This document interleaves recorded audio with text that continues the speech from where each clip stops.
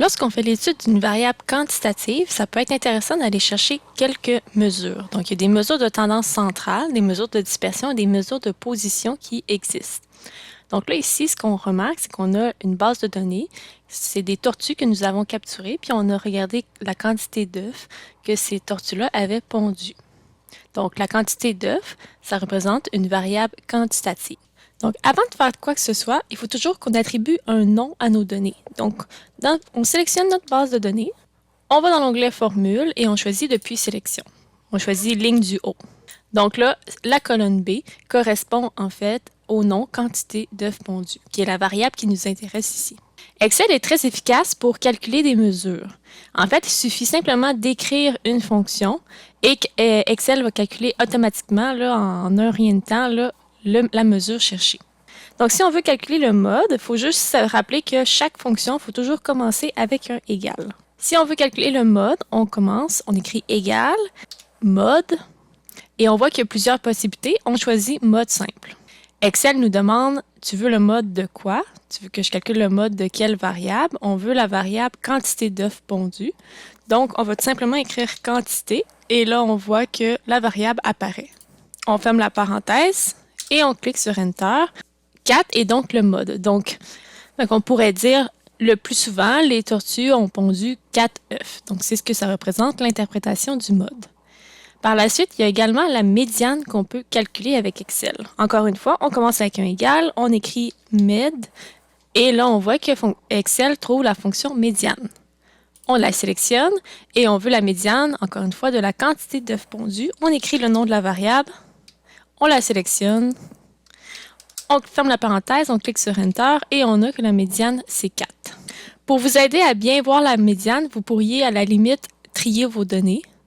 Donc, si vous allez ici, dans votre base de données, dans l'onglet Données, on choisit le bouton Trier. Et là, on pourrait trier par quantité d'œufs pondus. Et là, on peut voir, on nous dit que la médiane est 4. Et là, on voit que si on pouvait le calculer à la main, là, on verrait que c'est effectivement dans ce coin-ci que la médiane se trouve. Donc là, ici, l'interprétation de la médiane, ça serait au moins 50% des tortues pondent au moins 4 œufs. Pour la moyenne, encore une fois, 1 égale, on écrit moyenne et Excel a évidemment une fonction pour ça. C'est la première qu'on choisit, moyenne. Et on veut la moyenne, encore une fois, de la même variable quantité d'œufs. On trouve une moyenne de 4,47 œufs pondus. Pour l'étendue, Excel ne connaît pas de fonction. Par contre, on sait que l'étendue, c'est la valeur maximum moins la valeur minimum. Donc, tout ce que vous avez à faire, c'est d'aller chercher les fonctions max et les fonctions min. Donc, on écrit 1 égal, on commence par le max. Je veux le maximum de la variable quantité d'œufs pondus. On ferme la parenthèse. Ensuite, on met un signe de soustraction et on va chercher la fonction min. Donc, min, et c'est la minimum de la même variable. On ferme notre parenthèse, on clique sur Enter. Donc, entre le plus gros et le plus petit, il y a un écart de 5. Ici, le plus petit, c'est 2 et le plus gros, c'est 7. Pour l'écart type, qui est une mesure de dispersion, en fait, il y a 2 formules. Si vous cliquez sur écart, ce n'est pas écart type moyen. Donc, il y a les 2 formules qui nous intéressent, c'est Pearson et écart type standard. Donc, ici, j'ai un échantillon.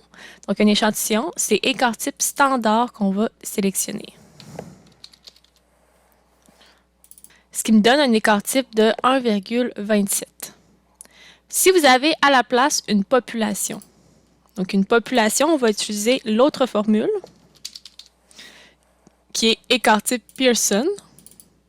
Le truc pour se rappeler, P pour population, Pearson, de la même variable, on trouve 1,26. Donc, on remarque qu'il y a une légère différence entre l'écart type de la population et celui d'un échantillon. Donc, c'est vraiment important d'identifier à la base si vous avez un échantillon ou une population. Par la suite, la variance. Si vous tapez variance, il n'y a pas de formule pour la variance. Par contre, la variance, on sait que c'est l'écart type au carré. Donc, tout ce que vous avez à faire, c'est égal. On va sélectionner la cellule qui comprend l'écart type et on le met au carré. Pour mettre au carré, il suffit d'utiliser un petit chapeau. Donc, la variance est de 1,6263. Pour le coefficient de variation, si on essaie une formule avec un égal, on voit qu'il n'y a pas de coefficient de variation ici. Donc, encore une fois, il va falloir le faire à la main. Le coefficient de variation, c'est l'écart type divisé par la moyenne qu'on multiplie par 100 parce qu'on veut l'avoir en pourcentage. Donc, on commence par un égal, on va chercher l'écart type, on divise par la moyenne, et là, ben, vous avez deux choix. Dans l'onglet « Accueil », vous pouvez le mettre directement en pourcentage. Donc là, ça fait un coefficient de variation de 28,52. L'autre façon, c'est de vraiment taper le fois 100.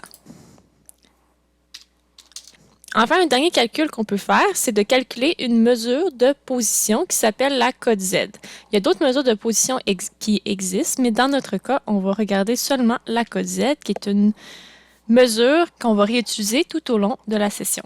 Si je veux la cote Z de x qui vaut 4, donc dans le fond, pour une tortue qui pond 4 œufs, on veut savoir c'est quoi la cote Z correspondant.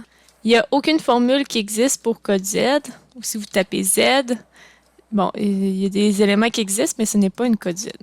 Donc, il faut le faire manuellement. La cote Z, la formule, c'est valeur moins moyenne, tout ça est divisé par l'écart type. Donc, ici, pour la cote Z, il va falloir faire la formule manuellement. On écrit un égal. On fait parenthèse. On va chercher la valeur. La valeur, c'est la valeur de x qui nous intéresse, dans ce cas-ci 4.